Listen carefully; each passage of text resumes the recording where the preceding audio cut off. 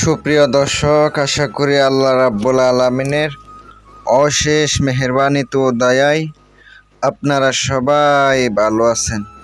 প্রিয় দর্শক, আমিও আপনাদের দোয়ায় এবং আল্লাহ তাআলার অশেষ মেহেরবানিতে ভালো আছি। আপনাদের সামনে আজকে একটি আপনার যে ভালোবাসার মানুষ, সে আপনার কাছে ফিরে আসবে।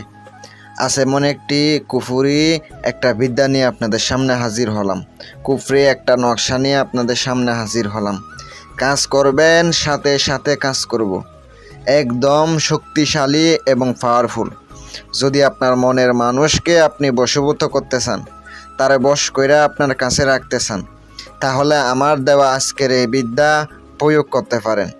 যদি আপনি করার মতো করতে পারেন, 100% গ্যারান্টি দিলাম, যদি আপনি করার মতো করতে পারেন, ইনশাল্লাহ কাজ করবেন, সাথে সাথে কাজ করবে। যারা যারা প্রয়োজনীয় সমস্যার সমাধানের জন্য যোগাযোগ করবেন, আমার নাম্বারটা স্ক্রিনে দেওয়া আছে, সরাসরি কল করবেন অথবা ইমো হোয়াটসঅ্যাপ করা আছে, ওখানেও যোগাযোগ করতে পারেন। শুধু প্রয়োজনে কাজের জন্য।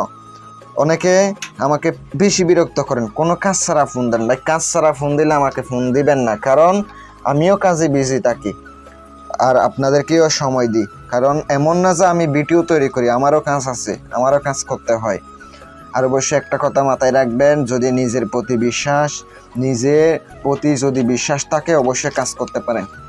আমি কাজের নিয়মটা আমি বলে দিতেছি, মনোযোগ দিয়ে শোনেন।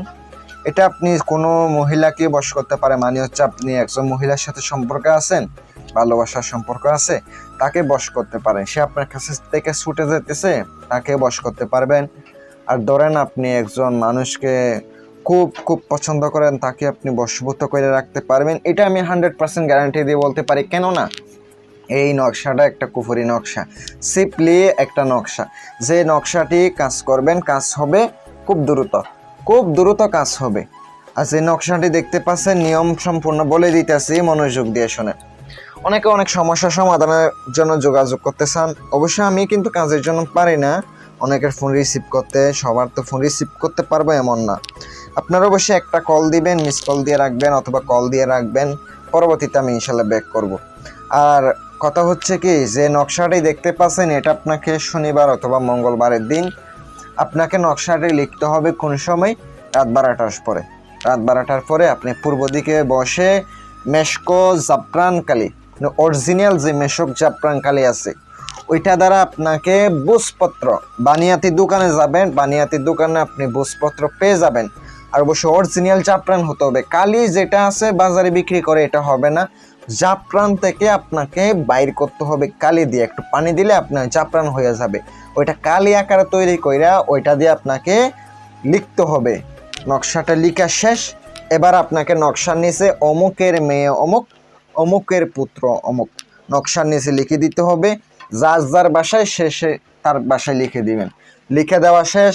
নকশাটার আপনাকে সামনে রেখে আপনাকে লিখতে হবে তিনটা নকশা সামনে রেখে আপনাকে আগরবাতি জ্বালাবেন, আর অবশ্যই গোলমরিচ জ্বালাবেন, লোবান জ্বালাবেন।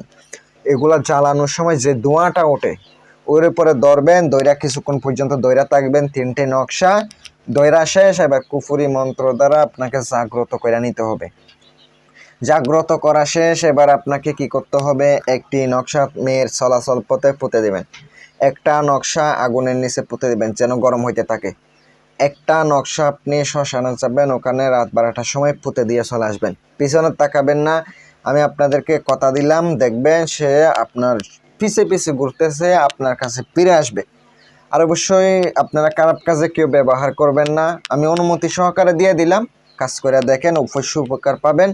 ভালো থাকবেন, সুস্থ থাকবেন। আসসালামু আলাইকুম।